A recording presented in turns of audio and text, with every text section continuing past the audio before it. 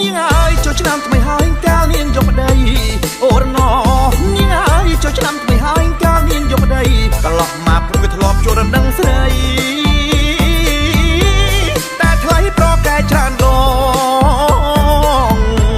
អូរណោនាងអើយឬមួយត្រាំត្រៃនាងនៅចាំបងអូរណោនាងអើយឬមួយត្រាំត្រៃនាងនៅចាំបងបើនាងបាក់ភ្លើងបៃតងចាំបងចូលដណ្ដឹងអូរណោ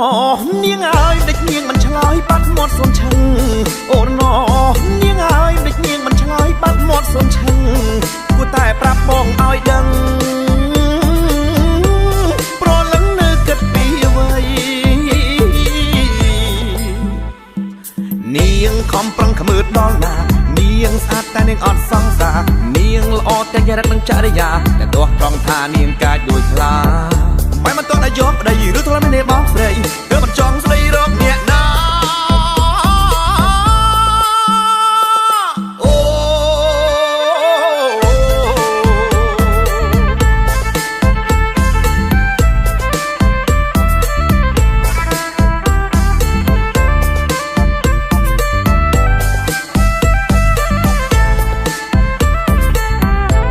អូរណោ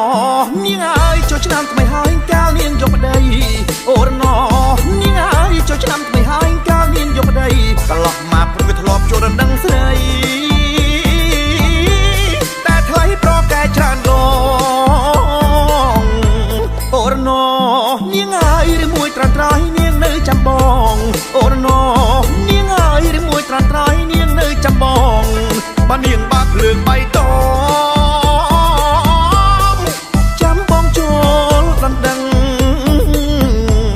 អូរណោនាងអើយដេចនាងមិនឆ្លើយបាត់មាត់សួនឈឹងអូរណោនាងអើយដេចនាងមិនឆ្លើយបាត់មាត់សួនឈឹងគួរតែប្រាប់បងឲ្យដឹងប្រលឹងនៅគិតពីអ្វីនាងខំប្រឹងខ្មើដល់ណានាងស្អាតតែនាងអត់សង្សារនាងល្អទាំងចរិតនិងចរិយាតែទោះត្រង់ថានាងកាចដូចខ្លាមិនមិនតន់តែយកប្តីឬធ្លាប់មានបងស្រី